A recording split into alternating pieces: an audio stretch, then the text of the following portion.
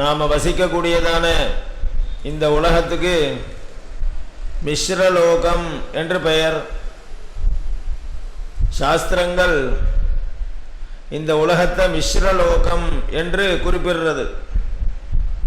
மிஸ்ரம் அப்படின்னு சொன்னா கலந்தது என்று பொருள். மற்ற லோகங்கள் 14 லோகங்கள் இருக்கிறதா சாஸ்திரம் சொல்றது. பூலோகத்தை தவிர 13 உலகம் இருக்கு. பூலோகத்துக்கு மேற்பகுதியில் 7 லோகம் இருக்கு, கீழே 6 லோகம் இருக்கு. மொத்தம் 14 உலகம். நாம அதில் 14 ஒரு லோகத்தில் இருக்கோம். பூலோகம்ங்கிறது ரொம்ப பரந்ததான உலகம். ஏராளமான தேசங்கள், ஏராளமான மலைகள், நதிகள், ஆகாசங்கள், நட்சத்திர மண்டலங்கள், கிரக மண்டலங்கள் எல்லாத்தையும் உள்ளடக்கினதான இந்த பூலோகம். இந்த லோகத்துக்கு மிஸ்ரலோகம் என்று பெயர். மிஸ்ரம்னா எல்லாம் கலந்தது. அப்படின்னா என்ன பொருள்னா சுகம் துக்கம் என்று சொல்லக்கூடியதான இன்ப துன்பங்கள் கலந்ததான உலகம். இந்த உலகத்தில் சம்பந்தப்பட்டதான வாழக்கூடியதான ஜீவராசிகள், உயிர்கள், மனிதர்களாகட்டும், மிருகங்கள், பறவைகள் போன்றதான அனைத்து உயிர்களுக்கும் சுகமும் உண்டு, துக்கமும் உண்டு. சௌக்கியத்தை மட்டுமே அனுபவிக்கிறதுக்கு இந்த லோகத்தில் ஜனனம் கிடையாது. ஒரு ஜீவன் சுகத்தை மட்டுமே அனுபவிக்கணும் அப்படின்னு அந்த ஜீவனுடைய பிராரப்தம் இருந்ததுன்னு சொன்னா அந்த ஜீவனை பூலோகத்தில் பிறக்கும்படி பகவான் பண்ணமாட்டார். அதே போல நிறைய பாபத்துக்கு தகுந்த துக்கத்தை அனுபவிக்கணும் அப்படின்னு ஒரு ஜீவனுக்கு இருந்தா அவனுக்கும் இந்த பூலோகத்தில் ஜனனம் கிடையாது. அதற்குன்னு தனித்தனி பிரிவுகள் இருக்கு. புண்ணியங்கள் நிறைய பண்ணினா சுகம் வரும், பாபங்கள் நிறைய பண்ணினா துக்கம் வரும். இந்த புண்ணியங்கள் பாபங்கள் ரெண்டும் கலந்து கலந்து எந்த ஜீவன் பண்ணிருக்கோ, எந்த ஜீவராசிகள் கொஞ்ச காலம் சுகம் கொஞ்ச காலம் துக்கம்னு மாத்தி மாத்தி அனுபவிக்க கூடியதான ஒரு பிராரப்தம் இருக்கோ அவர்களுக்கு தான் இந்த பூலோகத்தில் ஜனனம்.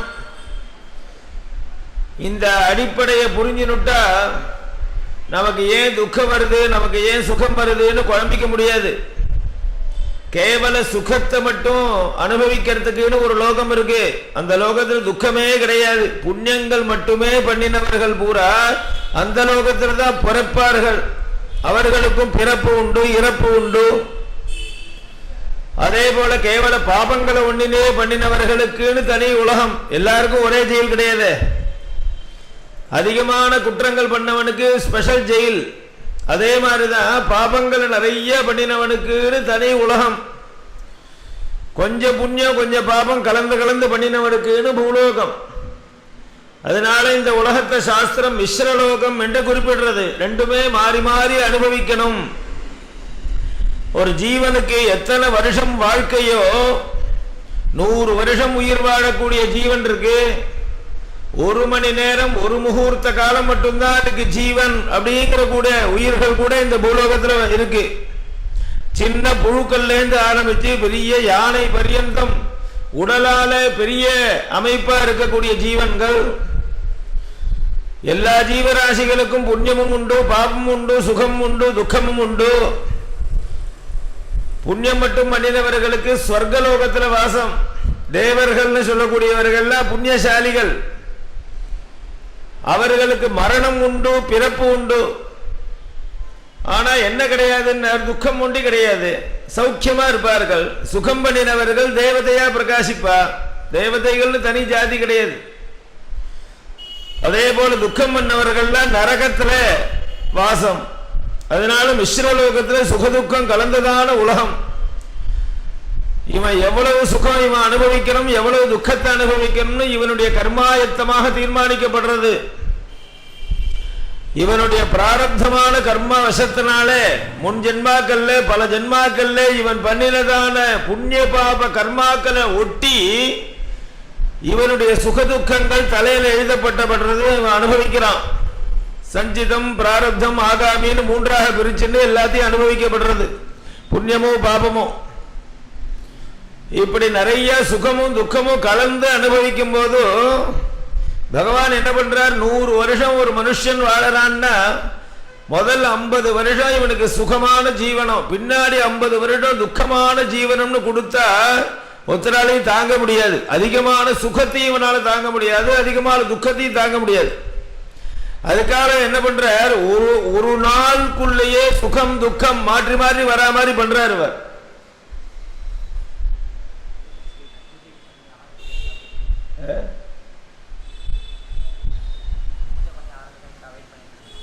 கற்பூரம் காமிச்சிட்டு ஆரம்பிச்சு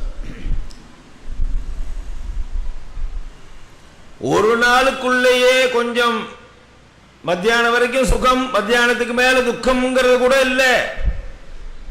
ரொம்ப ஒரு நெருக்கமான சமயத்தில் 1 மணி நேரம் சுகம், 1 மணி நேரம் துக்கம், 1 மணி நேரம் சுகம், 1 மணி நேரம் இப்படி மாறி மாறி வருது. சுகத்தினுடைய முடிவுதான் துக்கம், துக்கத்தினுடைய முடிவுதான் சுகம். சுகத்தை அனுபவிக்கிறான்னா அடுத்தது இவனுக்கு காத்துட்டு இருக்கு, துக்கம் காத்துட்டு இருக்கு. துக்கத்தை அனுபவிக்கிறான்னா அடுத்தது சுகம் காத்துட்டு இருக்கு. அந்த நம்பிக்கை வரணும். துக்கத்துக்கு முடிவு உண்டு, சுகத்துக்கு முடிவு உண்டு, மாறி மாறி மாறி வருது.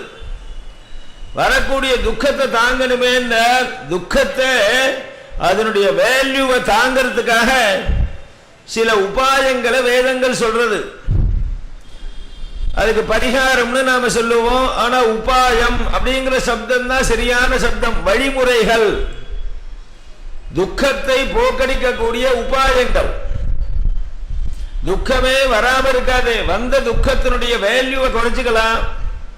சுகத்தை அடையறதுக்குன்னு சில வழிமுறைகள், முயற்சிகள். நீ முயற்சி பண்ணினாதான் சுகமோ துக்கமோ வரும். ஒண்ணுமே பண்ணா வெறும்னு இருந்தா அதுவா வராது. சுகம் துக்கம்லாம் தன்னால வராது. அதெல்லாம் ஒரு உணர்ச்சிகள், மனசுல கிடைக்கக்கூடியதான ஒரு உணர்ச்சிகள் தான் சுகதுக்கங்கள். தன்னாக வராது. நீ சேஷ்டிக்கணும், உடலாலையும் மனசுனாலையும் செயல்படணும். அப்பதான் இருக்கக்கூடிய சுகத்தையோ துக்கத்தையோ மனசு ஏத்துக்கும். சுகதுக்க சாட்சாத்காரம் இந்திரியம் மனஹா. நியாயசாஸ்திரம் சொல்லிட்டு சுகத்தையோ துக்கத்தையோ மனசு தாண்டா அனுபவிக்கிறது. கண்ணுக்கு சுகமா இருக்கு, காதுக்கு சுகமா இருக்குன்னு சொல்லலாமே தவிர எல்லா சுகமும் மனசுக்கு, மனசுதான் வெளிப்படுத்தும் சுக துக்கத்தை. அதுக்கு ஏதோ ஒரு உபாயம் தேவை, ஒரு வழிமுறை தேவை, ஒரு முயற்சி தேவை, ஒரு பிரயத்னம் தேவை. சுகம் கிடைக்கணும்னு பலவிதமாக சேஷ்டிக்கிறோம் இல்லையா, முயற்சி பண்ணிட்டே இருக்கா. சௌக்கியத்தை அடையணும், சுகமா இருக்கணும், சுகமா இருக்கணும், அந்த சுகம் வேணும், இந்த சுகம் வேணும், என்னென்னமோ சுகத்தைக்காக ஓடின்னு இருக்கான். பணத்தை சம்பாதிக்கிறதுக்கு தான் முயற்சிகள். அனவரதம் பணம் தான் சுகம்னு நினைச்சுட்டு பணத்தை சம்பாதிக்கிறதுக்காக முயற்சி பண்ணிட்டே இருக்கான், செயல்பட்டுட்டே இருக்கான் மனுஷன். வியாதி போன்றதான துக்கம் வரப்படாதுன்னு என்னென்னமோ முயற்சி பண்ணிட்டே இருக்கான். இந்த முயற்சிகள் இருந்தாதான் சுகமோ துக்கமோ வரும். துக்கம் வராமல் தடுக்கிறதுக்கும் சுகம் வர்றதுக்கும் முயற்சி தேவை. இந்த முயற்சிகள்னு சொல்லக்கூடிய உபாயம், வழிமுறை, அது ரெண்டாக சாஸ்திரம் பிரிச்சது. ஒன்னும் லௌகிகமான உபாயம், இன்னொன்னு அலௌகிகமான உபாயம். லௌகிகமான உபாயம்னா என்ன, உலகத்திலேருந்து உலகத்தை ஒட்டினதான செயல்பாடுகள். உலகம்னு சொல்லக்கூடிய மக்களுடைய செயல்பாடுகளை அனுசரிச்சு சூழ்நிலைக்கு தகுந்த மாதிரி இவன் செயல்படுறான். இது லௌகிகம். சுகம் வரணும்னு என்னென்னமோ முயற்சி பண்ணிட்டு இருக்கமே, இது எல்லாமே லௌகிகமான முயற்சி. துக்கம் வரப்படாதுன்னு என்னென்னமோ சேஷ்டிச்சுட்டு இருக்கான். எத்தனையோ நடவடிக்கை பண்ணிட்டு இருக்கானே, இது எல்லாமே லௌகிகம்ங்கிற கோஷ்டியில சேர்த்து கொடுத்த சாஸ்திரம். இது சாஸ்திரத்தை அனுசரிச்சு நீ பண்ணல, சாஸ்திரம் உனக்கு சொல்லிக் கொடுக்கல. உனக்கு சுகம் வேணும்னா இந்த முயற்சி பண்ணுன்னு சாஸ்திரம் சொல்லிக் கொடுக்காமல் நீன்றாக தோணி, உனக்காக தோணி மற்றவர்களுடைய செயல்பாட்டை பார்த்து நீனும் அதை பின்பற்றி செயல்கூடிய, இதெல்லாம் லோகத்தை அனுசரித்து செய்யக்கூடிய உபாயங்கள் லௌகிகமான உபாயம். இது பலிக்குமான்னார், அது உன்னுடைய புண்ணியத்தை பொறுத்து இருக்கு. இதுல சில விஷயங்கள் சாஸ்திர சம்மதமா இருக்கலாம், சில விஷயங்கள் சாஸ்திரத்துக்கு விரோதமா கூட இருக்கலாம். லௌகிகமான உபாயத்துல அலௌகிகமான உபாயம்னு ஒண்ணு இருக்கு. அது என்ன, உலகத்தினால உன்னால் புரிந்து கொள்ள முடியாததான வழிமுறைகள். சுகத்தை அடையறதுக்கோ துக்கத்தை போக்கடிக்கிறதுக்கோ உலகத்தினால உன்னால ஏற்றுக்கொள்ள முடியாது, நீ அறிந்து கொள்ள முடியாததால பலவிதமான ரகசியமான விஷயங்கள், வழிமுறைகள், உண்மைகள் இருக்கு சாஸ்திரங்கள்ல. அதுக்கு அலௌகிகமான உபாயம் என்று பெயர். வேதம்னா என்னன்னு கேட்டார் ஒருத்தர். வேதத்தை சாரமா சொல்லுங்களேன்னு கேட்டா என்ன இன்டர்வியூல. வேதத்தை பத்தி ஒரு வரியில சொல்லுங்க, உங்க வேதத்தை பத்தி என்ன சொல்றது, சுருக்கமா வேதம்னா என்னன்னு சொல்லுங்கன்னு சொன்னார். என்ன மற்ற இதெல்லாம் வச்சுட்டு இருக்கா போல, உங்க வேதத்தை பத்தி ஒரு லைன்ல எக்ஸ்பிளைன் பண்ணுங்கன்னு கேட்கிற. நான் சொன்னேன், இஷ்ட பிராப்தி அனிஷ்ட பரிகாரார்த்தம் அலௌகிகம் உபாயம் யோ போதகதி சவேதா. சம்ஸ்கிருதத்துல தான் சொல்லு கேட்டா சம்ஸ்கிருதத்துல சொன்னேன். என்ன தமிழ்ல என்ன பொருள்னார், இஷ்ட பிராப்தி நீ விரும்புவதை அடைவதற்கு, அனிஷ்ட பரிகாரம் நீ விரும்பாததை விலக்குவதற்கு, அலௌகிகமான வழிமுறைகளை எது உனக்கு தெரிவிக்கிறதோ அதுக்கு வேதம் என்று பெயர்.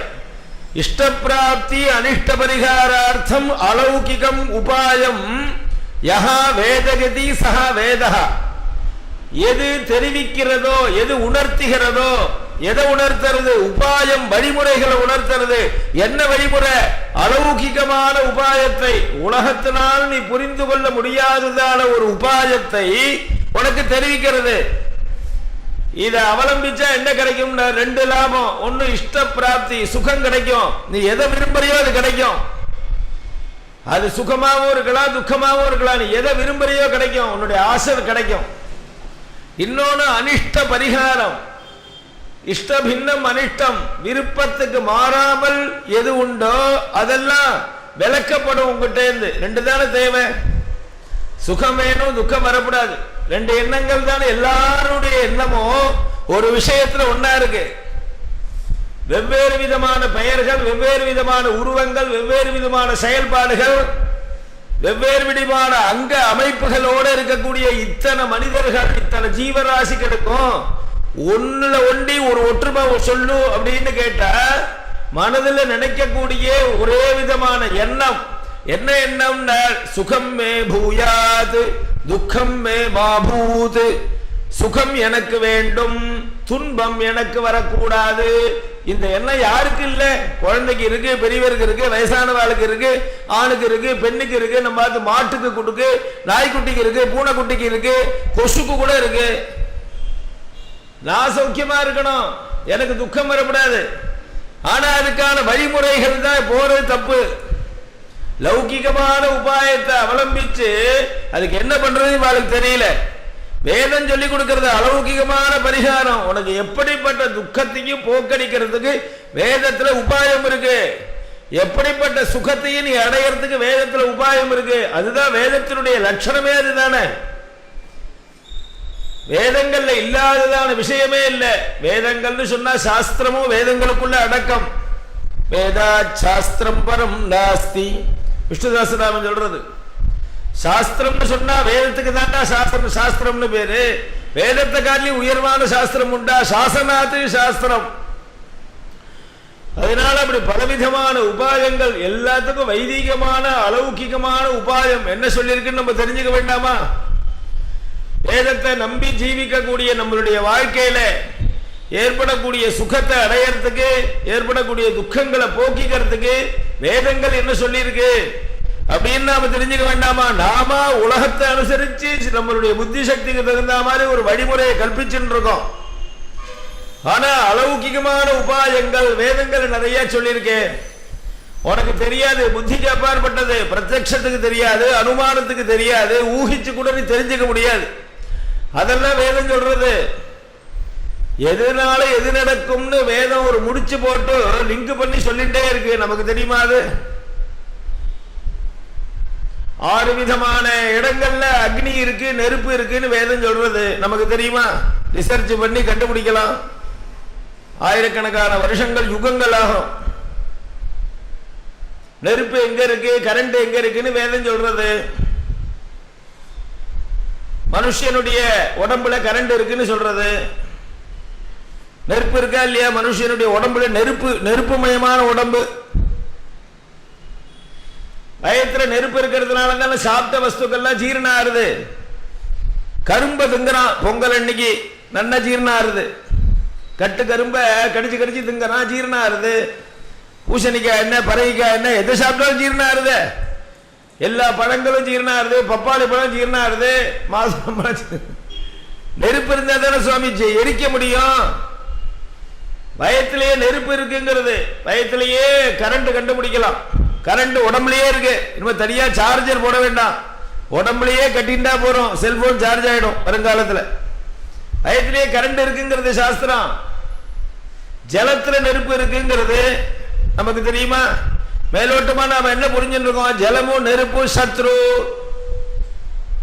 நெருப்பு பிடிச்சிருந்தா ஜலத்தை விட்டு லாரி வச்சு தண்ணி விட்டு அணைச்சா அணைஞ்சு போயிடும்.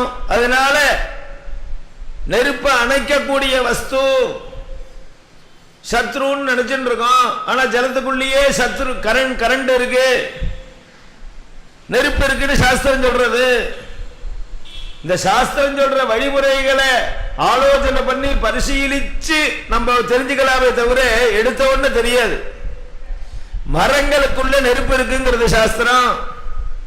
மரத்தை தொட்டா சுடல, செடி கொடிகளை தொட்டா சுட மாட்டேங்கிறது. மேலோட்டமா பார்த்தா நெருப்பு இருக்குன்னு தெரியல, ஆனா அதுக்குள்ள நெருப்பு இருக்கு. ரெண்டு மரக்கட்டையும் கடைஞ்ச அக்னி வருது, நெருப்பு வருது. முன்காலத்தில் நெருப்பு குச்சி எல்லாம் உண்டா? அரணிக்கட்டையை வச்சு கடைஞ்சிதானே நெருப்பு எடுக்கிறா கும்பாபிஷேகத்துல எல்லாம். மரங்களுக்குள்ள நெருப்பு இருக்கு, உள்ளூரி இருக்கு. வைதிகர்கள் வச்சு உபயோகப்படுத்துறாளே, பவித்திரம் பண்ணி போட்டுக்கிறாளே, கூர்ச்சம் பண்றாளே அமாவாசை தர்ப்பணத்துக்கு, தர்ப்ப அதுல கரண்ட் இருக்கு, அதுல நெருப்பு இருக்கு. மின்னல்ல கரண்ட் நெருப்பு இருக்கு. இப்படி 6 இடத்துல அக்னி இருக்கு. அக்னியினுடைய அம்சமா இருக்கக்கூடியதான வஸ்துக்கள்லாம் இருக்குன்னு சொல்றது தெரியுமா நமக்கு? ஒவ்வொரு விதமான ஜலத்திலையும் ஒவ்வொரு விதமான பவர் இருக்குன்னு சொல்றது. ஜலம் எல்லாம் ஒரே மாதிரி ஆயிடுமா? ஓடுற ஜலம் வேற, தேங்கி இருக்கிற ஜலம் வேற, நதிகளுடைய ஜலம் வேற, நதத்தினுடைய ஜலம் வேற, கிழக்கேந்து மேற்கு நோக்கி ஓடக்கூடிய நதிகளுடைய ஜலத்தினுடைய சக்தி வேற, மேற்கேந்து கிழக்க நோக்கி ஓடக்கூடிய நதத்தினுடைய ஜலசக்தி வேற, தேங்கி இருக்கக்கூடிய குட்டையினுடைய ஜலத்தினுடைய தன்மை வேற, புஷ்கரணின்னு சொல்லக்கூடிய தேவதாலயத்தில் இருக்கக்கூடிய சுவாமி தீர்த்தத்தினுடைய சாநித்தியம் வேற, மழை ஜலத்தினுடைய சக்தி வேற. மழை பெய்யும் போதே வெயிலும் அடிச்சு மழையும் பெய்யும் போது அந்த சமயத்தில் விழக்கூடிய ஆகாசத்திலே விழக்கூடிய ஜலத்தினுடைய தன்மை வேற. பிரிச்சு பிரிச்சு சொல்றது உனக்கு தெரியுமா? இந்த உபாயம் எல்லாம் நீ அதை நம்பி ஜீவிச்சு அதை அனலைஸ் பண்ணினா உலகத்துக்கு உபயோகப்படுத்திக்கலாம். அலௌகிகமான உபாயங்கள் சொல்லிட்டே போகலாம். எத்தனையோ இடத்துல எத்தனையோ விதங்கள் சொல்லிட்டு இருக்கு. அதனால அலௌகிகமான உபாயங்கள், ஏற்படக்கூடிய துக்கத்துக்கு அலௌகிகமான உபாயங்கள் வேதங்கள்லையும் சாஸ்திரங்கள்லையும் என்ன சொல்லி இருக்குன்னு வரிசையா நாம பார்த்துட்டு இருக்கோம். அந்த சத்சங்கத்துல இழந்ததை மீட்பது எப்படி? கைவிட்டு போயிடுத்து, விலகி போயிடுத்து. இவனா கையை விட்டு கொடுக்கிறதுக்கு தானம் என்று பெயர். திரும்பி வரணுங்கிற எண்ணத்தோட தானம் கொடுக்கறது இல்லை. ஒரு வஸ்துவை தானம் கொடுத்தா இவனை விட்டு போயிடுத்துன்னு எண்ணத்தோடு தான் கொடுக்கிறான். சொஸ்வத்த நிவர்த்தி தான் தானத்தினுடைய பலமே. இவனுடைய சொந்தம் இவனுக்கு சொந்தமான வஸ்துவை இவனுடைய உரிமையை விட்டு கொடுக்கிறான் தானத்துல. பரஸ்வத்து அபாதானம், மற்றவருடைய உரிமையை எடுத்துக்கிறான், புண்ணியத்தை எடுத்துக்கிறான். இவனுக்கு அந்த பணத்துல உள்ள திரவியத்துல உள்ள உரிமையை விட்டு கொடுக்கிறதுக்கு தான் தானம் என்று பெயர். அதனால தானம் கொடுத்த பொருளை மீட்க முடியாது. அது இழப்புன்னு அர்த்தம் இல்ல, அது இவன்கிட்ட விலகினதுன்னு அர்த்தம் இல்ல, அது கொடுத்ததுங்கிறது அர்த்தம். கொடுத்ததை மீட்க முடியாது, கொடு இல்லையா? அதனால கொடை என்பது, தானம் என்பது உங்ககிட்ட இருந்து பர்மனண்டா நீ மனப்பூர்வமா சத்பாத்திரத்தை விட்டு கொடுக்கிறதுக்கு தானம் என்று பெயர். நீ மனப்பூர்வமா அடாடா நமக்கு சொந்தமான இந்த பொருளை இந்த வியக்திக்கு கொடுக்கிறேன்னு எண்ணத்தோட கொடுக்கிற இல்லையா, அதுதான் தானம். உதவி வேற, தானம் வேற. உதவி பண்ணதுனால தானம் பண்ண பலன் கிடைக்காது. ஏழைகளுக்கு கருணையோட கிருபையோட உதவி பண்றதுக்கு எந்த ஒரு நியமம் கிடையாது, பண்ணியாகணும். தீனாந்த கிருபணேபியா. தர்மசோத்திரம் சொல்றது தீனர்களுக்கும் அந்தர்களுக்கும் கிருபணர்களுக்கும் கட்டாயம் உதவி பண்ணணும். கண்கள் போன்றதான அங்கங்கள் பழுதுபட்டவர்களுக்கு கட்டாயம் உதவி பண்ணணும். ஏழைகளா இருக்கிறவர்களுக்கு உதவி பண்ணணும். உதவி வேற, அது தான பலன்ல வராது. தானம்ங்கிறது எந்த தேசத்துல எந்த காலத்துல எந்த விதிமுறைப்படி எந்தெந்த பொருளை யாருக்கு கொடுக்கணுமோ அந்த நியமங்களுக்கு உட்பட்டு இவன் கொடுக்கிறது தானம். இதுவும் கொடுத்தல் தான், இதை மீட்க முடியாது. அதனால தத்தம் கொடுத்ததுதான். விலகினதுன்னு அப்படின்னா என்ன அர்த்தம்னா, இவனுக்கு தெரியாமே இவனுடைய பொருள் இவன் கண்ணுகிட்டே விலகிடுத்து, கண் பார்வையில விலகி போயிடுத்து. இதுக்குதான் நஷ்டம்னு பேரு. நஷ்டம் ஆயிடுத்து,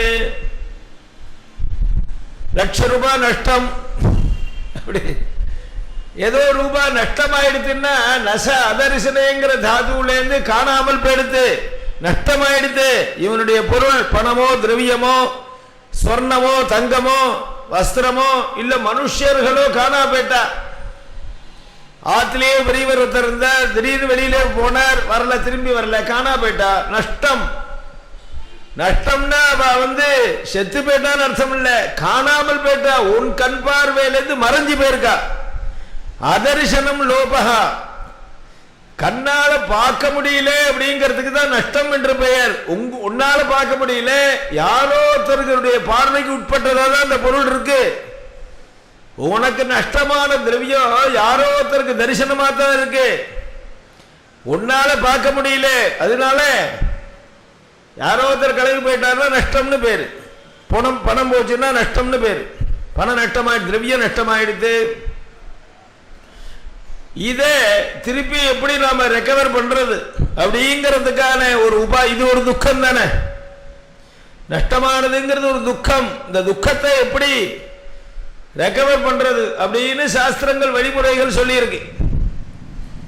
இழந்ததை எப்படி மீட்கிறது, கொண்டு வர்றது. அதே போல பணம் கொடுத்துருக்கான் ஒருத்தனுக்கு, கடனா கொடுக்கறான், அவன் திருப்பி தர வேண்டியவன் தரல. இது தானம் இல்ல, இது கொடுக்கப்பட்டது. கொடுக்கும் போதே தீர்மானமா இது நம்மளுடைய சொத்து, திரும்பி வந்துருங்கிற எண்ணத்தோடு கொடுக்கறான். எத்தனையோ வியாபாரிகள்லாம் பணம் வர வேண்டி இருக்கு சார், வரமாட்டேங்கிறதுங்கிற.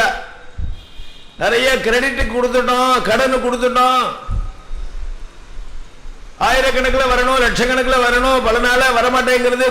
கொடுக்க வேண்டியவும் இருக்கா, அவன் தரமாட்டேங்கிறான்னு சொல்லிட்டு இருக்கா. அதனாலதான் வைதிக ஸ்ரீல நாங்க கிரெடிட்டே கொடுக்கறது இல்லை. ₹300 ₹100 ₹200 விஷயம் தான் அது இல்லையா. ஒரு வருடத்துக்கு ₹300 தான். அது கூட கிரெடிட் கொடுக்க, கடன் சரியாவே வராது, அன்பை முறிக்கும். நான் வேணா உங்களுக்கு கிஃப்டா கொடுத்துறேன் மாமா, சப்ஸ்கிரிப்ஷன், நீங்க தயவு செஞ்சு பணம் அப்புறம் தரேன், நீங்க அனுப்புறேன், நீங்க அனுப்பிச்சிருங்கோம்பா. என்ன பதில் சொல்றது? நான் என்ன மேல் நம்பிக்கை இல்லையா உங்களுக்கு? அனுப்ப மாட்டேல, நம்பிக்கை நிறைய இருக்கு, ஃப்ரீயா வேணா அனுப்பிடுறேன். இப்படி வரவேண்டிய வஸ்துக்கள் வரணும், கொடுத்து வச்சிருக்கிற வஸ்து வரணும், காணாமல் போனது கிடைக்கணும். காணாமல் போனது கிடைக்கிறதுக்கு அதுக்குன்னு ஒரு சுவாமி இருக்கார் இல்லையா, கார்த்தவீரியார்ஜுனர்னு பேரு. எப்போ எந்த வஸ்து காணா போச்சோ அதுல இருந்து ஆரம்பிச்சு 9 நாழிகைக்குள்ள கார்த்தவீரியர் உபாசனை பண்ணினா கிடைக்கும், ஜாஸ்தி போனா கிடைக்காது. சொல்றான் பாருங்க, உடனே வாங்கோ, எங்கள்கிட்ட ரிப்போர்ட் பண்ணுங்க அப்படின்னு போலீஸ்.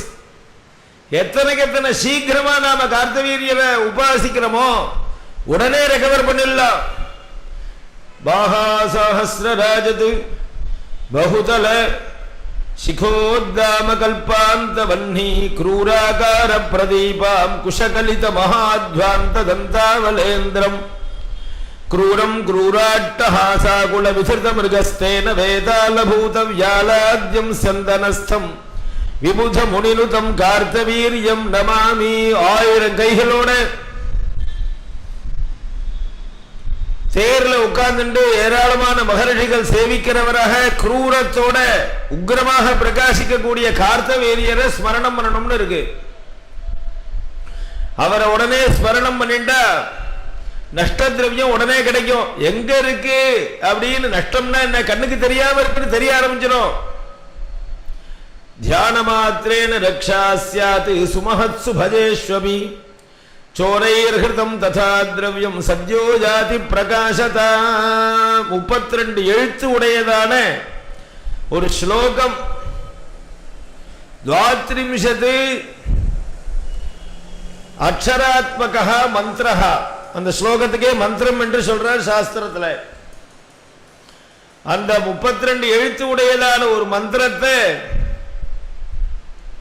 நஷ்ட திரவியம் நஷ்டமானதுலேருந்து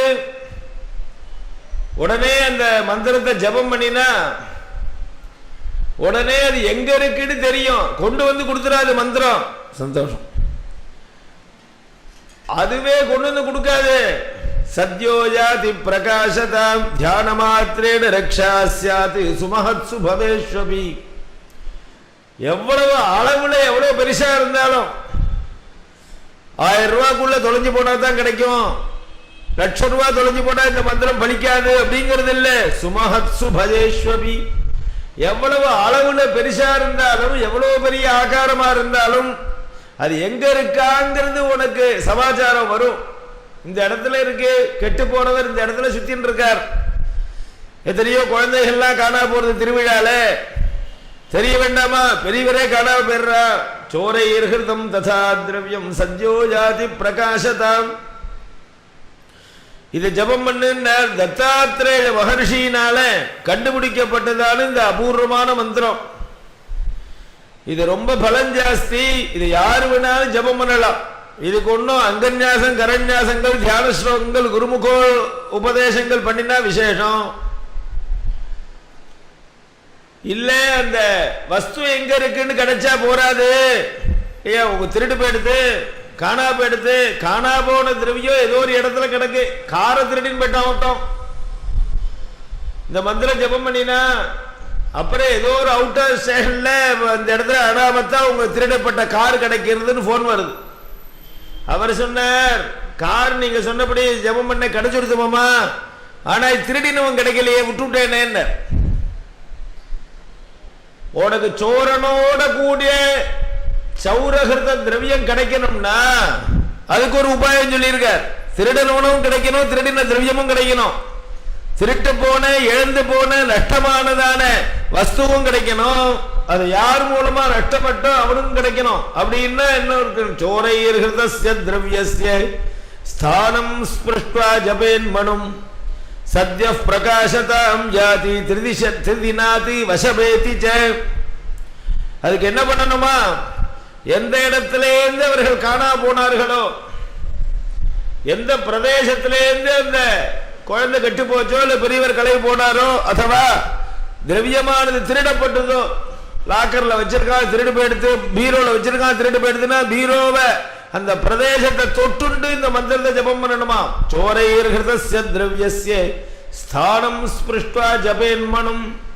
அதை தொட்டுண்டே இந்த ஸ்லோகத்தை 1000 ஆவர்த்தி சொல்லிட்டே இரு. என்ன ஆகும்னார்? 3 முகூர்த்தத்துக்குள்ள எங்க இருக்குன்னு தெரியும். சத்ய பிரகாசதாம் யாதி. அது மட்டும் இல்ல, 3 நாளுக்குள்ள யார் திருடினானோ அவனும் தெரியும்.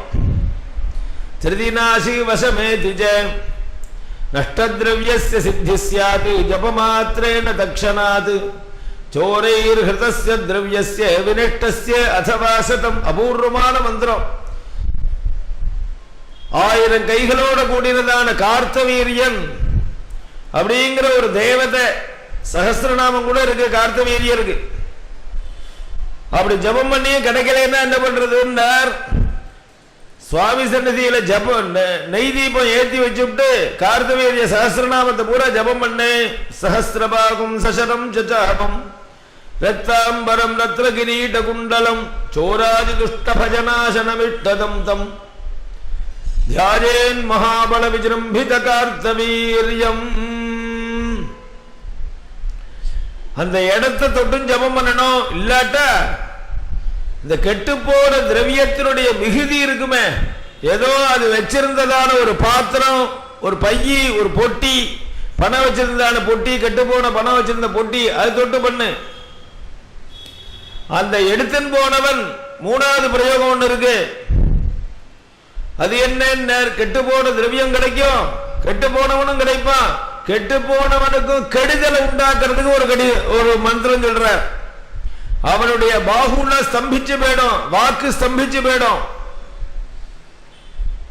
அவ்யாத் சர்வபயாத் பிரபாகர நிபஹ பிரத்யோதனோ ஜோதித ஸ்வர்ணஸ்ரகு பரிவீத கந்தனசரஹ ரக்தாம்சு கோஷ்ணீஷபாணி நானாரத்ர விபூஷித கரதஹஸ்ரார்த்தார்த்த பாணாசனஹ பாணாத்தார்த்த சஹஸ்ரபாகுரணி சம்பூவல்லபோ ந பிரபுஹு வசுஹாரி சோர ஸ்தம்பனார்த்தம் என்று பலன் சொல்றார்.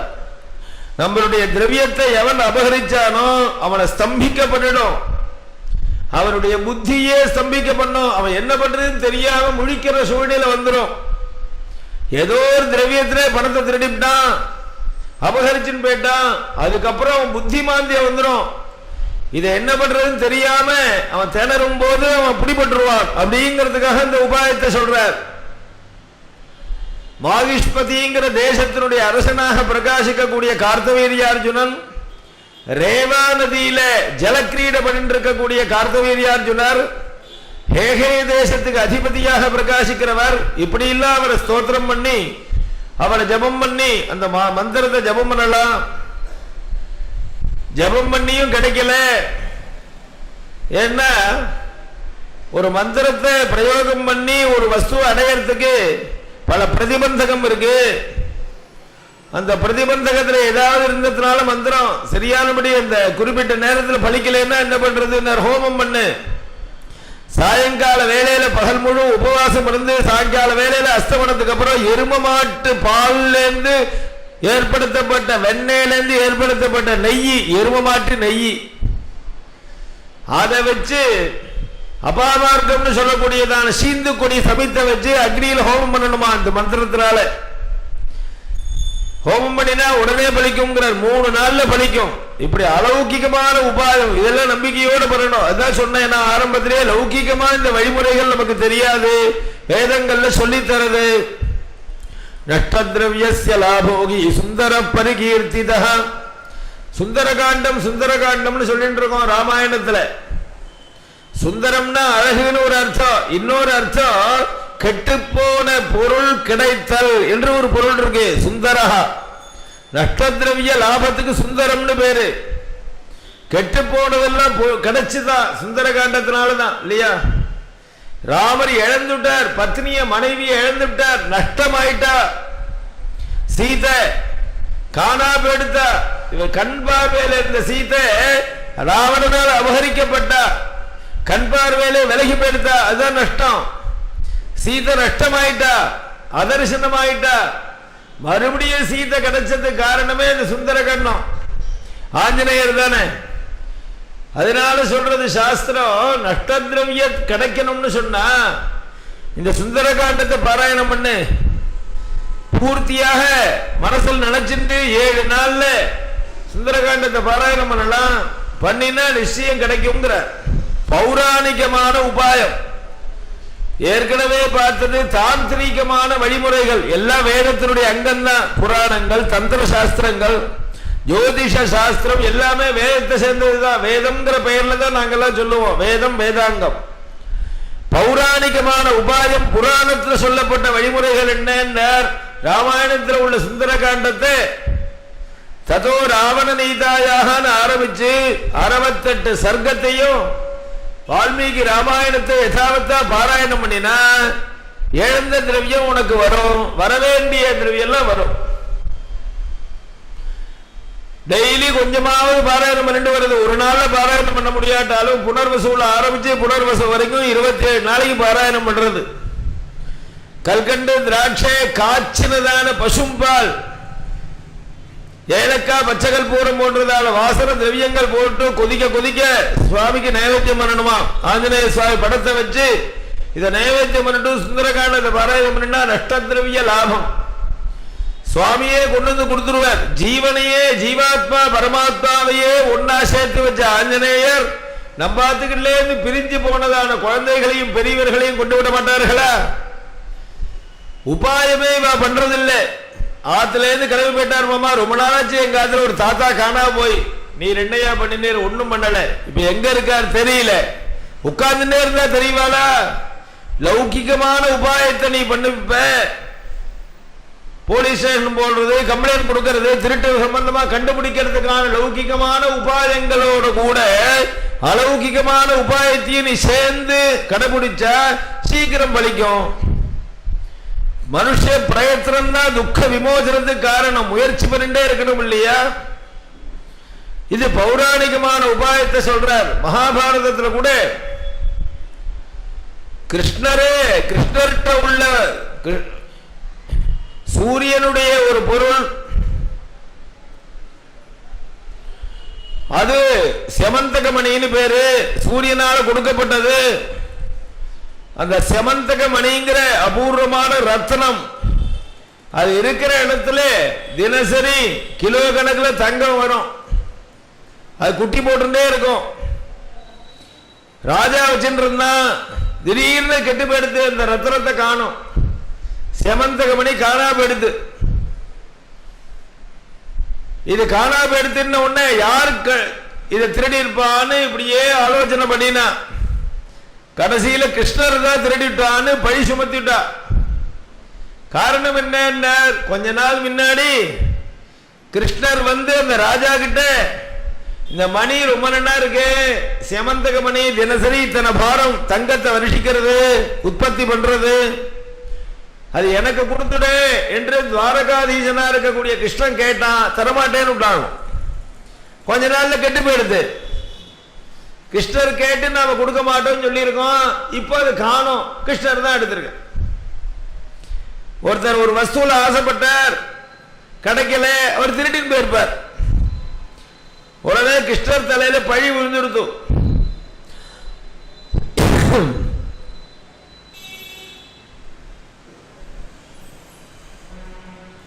கிருஷ்ணர் தலையில இந்த செமந்தகமணியை திருடிட்டான்னு பழி வந்துடுத்து.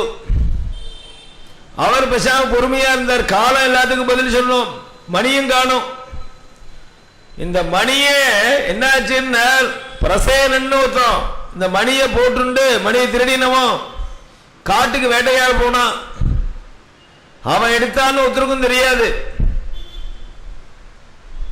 வேட்டையாட போன இடத்துல சிம்மமானது அந்த பிரசேனனை அடிச்சுடுத்து. அடிச்சு அந்த மணியை சிம்மம் எடுத்துடுத்து.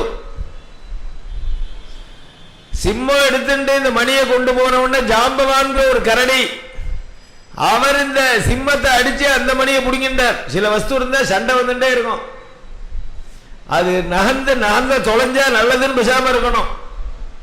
சில வஸ்துக்களால் ஒரு குடும்பத்தில் சண்டை வந்துட்டே இருந்தா அந்த வஸ்து கெட்டு போயிடுதுன்னா அப்பாடா துக்கம் போச்சுன்னு இருக்கணுமே தவிர தேடுறதுக்கு முயற்சி பண்ணக்கூடாது.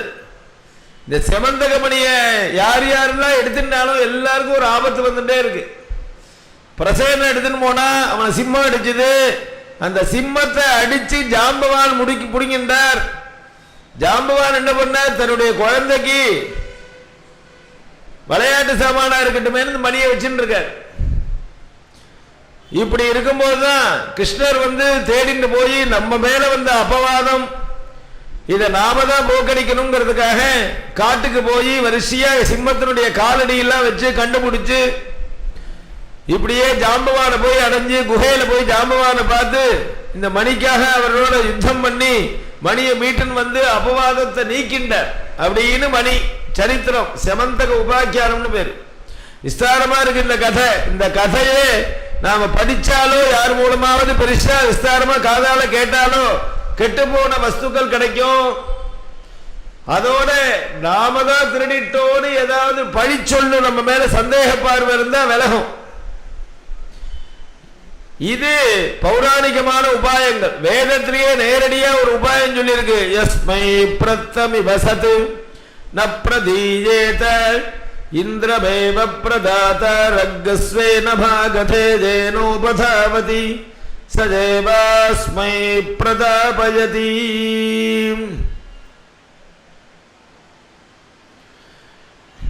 இந்திரனை குறிச்சு ஒரு இஷ்டி பண்ண சொல்லி இருக்கு. பிரதாத்ரேஷ்டின்னு சொல்லிடுது. நீ கொடுத்திருக்க கொடுத்த வஸ்து திரும்பி வரலன்னா இந்த இஷ்டிய வைதிகமான முறையில் இந்திரனை குறித்து பிரதாதாங்கிற தேவதையை அனுசரித்து இந்த இஷ்டி பண்ணினா உனக்கு அது கிடைக்கும் என்று சொல்லியிருக்கு. வைதிகமாக உபாயம் இருக்கு, ஆகம சாஸ்திரங்கள்லையும் உபாயம் இருக்கு, ஜோதிஷ் சாஸ்திர ரீதியாகவும் உபாயம் இருக்கு. எல்லா உபாயத்தையும் நாம் இப்போ தெரிவிக்க முடியாது. ஆனா உபாயம் இருக்குங்கிற நம்பிக்கை நமக்கு தேவை. தியான மார்க்கத்திலே பதஞ்சலி சொல்றார், அவர் ஒரு உபாயம் சொல்றார். என்ன உபாயம்னார், உனக்கு எந்த வஸ்து கிடைக்கணுமோ அந்த வஸ்துவை தியானம் பண்ணிட்டே கிடைச்சிடுங்கிற சுலபமான உபாயம். அதுதான் நம்மகிட்ட இருந்து ஒரு வஸ்து திருட்டு போயிடுத்துன்னு எண்ணம் இல்லாமல் இந்த வஸ்து நமக்கு திருடின வஸ்து கிடைச்சிடுதோன்னு கண்ணை மூடிட்டு 1 மணி நேரம் ஜபம் பண்ணிட்டே தியானம் பண்ணிட்டே அந்த வஸ்துவையே அது வந்து சேர்ந்துருங்கிற சுலபமான உபாயம். இப்படி பலவிதமான உபாயங்கள் லலிதா சஹஸ்ரநாம பலஸ்ருதியில இந்த லலிதா சஹஸ்ரநாமத்தை பாராயணம் பண்ணினா கெட்டு போனது கிடைக்கும்னு இருக்கு. ஆனா நீ என்ன உபாயத்தை அவலம்பிக்கிறையோ அத சங்கல்பத்தில் பலன் சொல்லிண்டு இந்த புஸ்தகத்தில் இந்த வழிமுறைகள் சொல்லி இருக்கு, அதை நான் நம்பிக்கையோட ஸ்ரத்தையோட அதை நம்பி இந்த வழிமுறைகளை பண்றேன், இந்த உபாயத்தை அனுஷ்டிக்கிறேன் அப்படின்னு எண்ணத்தோட அதை அவலம்பிச்சாக்க உடனே பலன் கிடைக்கும் அப்படின்னு சொல்லப்பட்டிருக்கு. அதனால சுகம் கிடைக்கிறதுக்கோ துக்கம் விலகிறதுக்கோ ஏராளமான வழிமுறைகள் இருக்கு. வைதிகமான முறையில தான் அந்த உபாயங்கள்லாம் நமக்கு தெரியும். இப்படி இழந்ததை மீட்கலாம், கொடுத்ததை திரும்பி வரலாம். அவரவர்களுடைய ஜோதிஷ ரீதியா அவரவர்களுடைய லக்னத்திலேருந்து 6ஆம் இடம் சோரஸ்தானம்னு பேரு. இவ எதெல்லாம் இவ கைவிட்டு போகிறது 6ஆம் இடம் சொல்லும். முன்னாடியே தெரியும் 6ஆம் இடம் சத்ருஸ்தானம், ரிணஸ்தானம், சோரஸ்தானம். எந்த முறையில இவ கைவிட்டு விலகுங்கிறது கூட சொல்லுவது. யார் மூலமா இவங்கிட்டே இந்த வஸ்து விலகும், இவங்கிட்ட வந்து சேர்ந்திருக்கிற வஸ்து தங்குமா தங்காதா, பணமா பொருளா, உயிருள்ளதா உயிரில்லாததா எல்லாத்தையும் காட்டி கொடுக்கும். எந்த தசாபுக்தியில எந்த பீரியட் நடக்கும், அதுக்கு என்ன சொல்யூஷன் எல்லாம் ஜோதிஷ சாஸ்திர ரீதியாகவும் நாம தெரிஞ்சுக்கலாம். ஆக வேதம்ங்கிறது பெரிய பொக்கிஷமாக நமக்கு இருக்கு. அலௌகிகம் உபாயம் யோ வேதகதி. இது மட்டும் இல்ல, என்னென்ன துக்கங்கள் வருதோ எல்லாத்துக்கும் வைதிகமான உபாயங்கள் இருக்கு. அதனால வேதங்களை எல்லாரும் பயன்படுத்திக்கணும். வேதங்கள்ங்கிறது உலகக்ஷேமத்துக்காக ஏற்படுத்தப்பட்டது. கார்த்திகை மார்கழி மாசத்துல கண்ணுக்கு தெரியாததான பலவிதமான வியாதிகளும் நோய்களும் உலகத்தில் உற்பத்தியாகும். இது நிவர்த்தியாகணும்னா மருந்து சாப்பிட்டா போகாது. இதை நிவர்த்தியாகிறதுக்கு அளவுக்கியமான உபாயம் வேதம் சொல்றது. புதுசா வியாதிகள் வரும், புதுசா அரிஷ்டங்கள் வரும், மரணமே வரும். எதனால இந்த காலத்துல வருதுன்னா இந்த சரத் ரித்துவுக்கு அப்படி ஒரு பலன். சரத்வா அஸ்யாம்பிகா ஸ்வசா தஜாவாஜேஷ ஹினஸ்தி யகும் ஹினஸ்தி. யமதர்மராஜாவுடைய சகோதரியா இந்த சரத் ரித்து, கார்த்திகை மாசங்கள். அதனால அவன் என்ன நினைக்கிறான், யாருக்கு அதிகப்படியான ஹிம்சையை கொடுக்கணுமோ இந்த மாசத்தை பயன்படுத்திக்கிறான். அதனால கார்த்திகை மார்கழி மாசத்துல அரிஷ்டங்கள் நிறைஞ்சதான மாசம். அதை தடுக்கிறதுக்கு வழிமுறைகள் சொல்லிட்டு இதை சொல்றது. இதை தடுக்கணும்னா வேத சப்தங்கள் பயன்படுத்தப்படணும். நிறைய வேத மந்திரங்களை உச்சாரணம் பண்ணிட்டே இருக்கணும். எத்தனைக்கு எத்தனை உங்க வீட்டில் வேத சப்தங்கள் கேட்கிறதோ அத்தனைக்கு எத்தனை எந்த ஒரு வியாதியும் வராது. வியாதியை உற்பத்தி பண்ணக்கூடிய டெங்கு கொசு கூட வராது. கொசுனால வியாதி வரல, அதெல்லாம் ஒரு வியாஜம். கொசு குப்பை ஏதோ சொல்றானே வியாதி வர்றதுக்கு, அதை போக்கடிக்கிறதுக்கு என்ன வழி? வேத சப்தங்கள் அஸ்தமன காலத்துல, சூரியாஸ்தமன காலத்துல வேத சப்தங்கள் இருந்து தீபத்தினுடைய ஒளி பிரகாசிச்சது. தீப ஒளிக்கு மரணத்தை போக்கடிக்கக்கூடிய தன்மை உண்டு. வேதத்தினுடைய சப்தத்துக்கு உதாத்தம் அனுதாத்தம் ஸ்வரிதம் பிரஜயம்னு ஸ்வரத்தோட அக்ஷர சுத்தத்தோட வேத மந்திரங்கள் அமைஞ்சிருக்கே, அந்த மந்திரத்துக்கு அந்த சவுண்டுக்கு அதனுடைய வைப்ரேஷனுக்கு ஆகாசத்தில் இருக்கக்கூடியதான அசுத்தத்தெல்லாம் போக்கடிச்சு சுத்தமான காத்தையும் சுத்தமான தன்மையும் உருவாக்கக்கூடிய தன்மை இருக்கு விருச்சிக ராசியில சூரியன் இருக்கும் போது. அதனால இந்த மாசத்துல நிறைய வேத சப்தத்தை பயன்படுத்தி வீட்டுல நிறைய தீபத்தை ஏற்றி வை. ஒரு விளக்கு 2 விளக்கு ஏற்றினா போராது, 16 விளக்குல இருந்து 1,00,000 விளக்கு தீபம் விளக்கு ஏற்றலாம். வீடு பூரா தீபமாக இருக்கணும். எத்தனைக்கு எத்தனை தீபம் ஏத்துறையோ அரிஷ்டமே அண்டாது, வியாதியே வராது, துக்கமே வராது, குழந்தைகள்லாம் ஆரோக்கியமா இருப்பா. தீபத்தை ஏற்றி வச்சுட்டு வேத சப்தத்தை உச்சாரணம் பண்ணு. தெரிஞ்ச வேத மந்திரத்தை சொல்லு. ருத்ரம் சமகம் புருஷ சூக்தம், உனக்கு என்ன தெரியுறதோ சொல்லு. முடிஞ்சா சம்பூர்ண வேதத்தை சொல்லு. இல்ல வேதத்திலேருந்து ஒரு பகுதியாவது ஒழிச்சுட்டே இருக்கணும். இந்த உபாயம் நமக்கு தெரியுமோ தெரியல, அது வேதம் தான் சொல்றது. சரத்காலம்ங்கிறது யமதர்மராஜாவினுடைய சகோதரியா இருக்கிறதுனால ஹிம்சை நிறைய ஏற்படும். அதை போக்கடிக்கிறதுக்கு வேத சப்தத்தை பயன்படுத்தி நிறைய வீட்டுல ஒழிக்கும்படி பண்ணு. வேத சப்தம் உபயோகப்படுத்துறதுக்கு ஒழிக்கிறதுக்கு வசதி இல்லையா, தீபத்தையாவது ஏற்றி வை. ஆரோக்கியமா இருக்கும், நோயே வண்டாது, நிறைய ஸ்ரேயஸ் கிடைக்கும் அப்படின்னு சொல்லத்தினால கார்த்திகை மாசத்துல மண்டல பாராயணம் என்ற பெயர்ல நிறைய வேத பாராயணங்கள் நிறைய நடக்கிறது இல்லையா. அதுதான் அலௌகிகமான உபாயம். வேதங்கள்ங்கிறது குறிப்பிட்ட ஜாதிக்கோ குறிப்பிட்ட சமூகத்துக்கோ சொந்தம் இல்லை, எல்லாரும் பயனடையலாம். அதனால எல்லாருக்கும் பொது. அது மழை பெய்யணும்னாக்க எல்லாருக்கும் சேர்த்துதான் மழை பெய்யுறது. வேதம் சொல்லி மழை வருது, வேதம் சொல்லி வியாதி வரலன்னாக்க எல்லாருக்கும் சேர்த்தானே. அதனாலதான் வேத பிரதிபாத்தியனாக பகவான் சொல்லப்படுறது. வேதத்தினால குறிப்பிடக்கூடிய ஒரு பகவான். அப்படிப்பட்ட வைதிகமான மார்க்கங்கள்ல நாமக்கு ஒரு துக்கம் ஏற்பட்டா இதுக்கு வைதிகமான மார்க்கம் என்ன சொல்லப்பட்டிருக்கு, எப்படி வேதோக்தமாக எப்படி இதை போக்கடிக்கலான்னு யோஜனை பண்ணினா ஜென்ம ஜென்மாந்திரத்துக்கும் அந்த துக்கம் வராது. லௌகிகமான வழிமுறைகளை அனுசரித்து அந்த துக்கத்தை நாம போக்கடிச்சுன்னா மறுபடியும் அதே துக்கம் வரும். அலௌகிகமான உபாயத்தை அனுசரித்து இந்த துக்கத்தை நாம போக்கடிச்சுட்டா மறுபடியும் அந்த துக்கம் நம்ம பரம்பரையிலே வராது. அலௌகிகமான உபாய மூலமா கிடைச்சதான சுகம் சாஸ்வதமா இருக்கும். லௌகிகமான உபாயத்தினால கிடைக்கிற சுகம் தாத்காலிகமா இருக்கும், டக்குன்னு முடிஞ்சு போயிடும். அதனாலதான் இந்த வைதிக ஸ்ரீல வேதத்தில் சொல்லப்பட்டதான கருத்துக்கள்லாம் கொஞ்சம் கொஞ்சம் போட்டு இருக்கோம். அங்கங்க அந்த சத்சங்கங்கள் நடத்திட்டு இருக்கோம். நிறைய சந்தேகங்கள் அது நிவர்த்தி ஆகிறதுக்காக இதே மாதிரி சத்சங்கங்கள்லாம் நாம ஏற்பாடு பண்ணி நடத்திட்டு இருக்கோம். இன்றைய தினம் இந்த சத்சங்கத்தில் இதே மாதிரி விஷயத்தை பத்தி நாம் அனுசந்தானம் பண்ணினோம். இதெல்லாம் தெரிஞ்சுக்கணும் எல்லாருக்கும்ங்கிறதுக்காக இதோட இந்த சத்சங்கத்தை நிறுத்திக்கிறோம். பூர்த்தியாருது. மேற்கொண்டு ஏதாவது சம்சயங்கள் இருந்தா சந்தேகம் இருந்தா கேட்டு தெரிஞ்சுங்கோ. இந்த சத்சங்கம் அடிக்கடி மாசம் இங்கே நடந்துட்டு இருக்கு. ராமருடைய சந்நிதியிலே தர்ம பிரதானமான ராமர் இதுல கலந்துட்ட நம்ம அத்தனை பேருக்கும் தீர்க்கமான ஆயுசு, ஆரோக்கியம், மனசந்தோஷம் எல்லாத்தையும் கொடுத்து ரட்சிக்கணும்னு சொல்லி தொடர்ந்து இந்த வைதிக ஸ்ரீனு பத்திரிகை வந்துட்டு இருக்கு. மாசம் எல்லாரும் வாங்கிட்டு இருப்பேன். வாங்காதவர்கள் அதை வாங்கணும். கிருத்திகா மண்டல வேத பாராயணங்கள் இந்த சீதாராம குருகுல சார்பாகவும் நடக்கிறது. வேதஸ்ரீங்கிற பெயர்ல எல்லாருக்கும் ஃப்ரீயா வேதம் சொல்லித்தரோம். 40 பேர் வந்து கத்துட்டு இருக்கா. எல்லாரும் அதுலயும் வந்து வேதங்களை கத்துண்டு வேதத்துல என்ன சொல்லியிருக்குங்கிறது இந்த சத்சங்கம் மூலமா தெரிஞ்சுண்டு தன்னுடைய வாழ்க்கைய வேத நெறிமுறைப்படி தார்மீகமான வாழ்க்கையா அமைச்சுண்டு தர்ம பிரதானமான தர்மஸ்வரூபமான ராமருடைய அனுகிரகத்தை அடையணும்னு பிரார்த்திச்சுக்கிறோம்.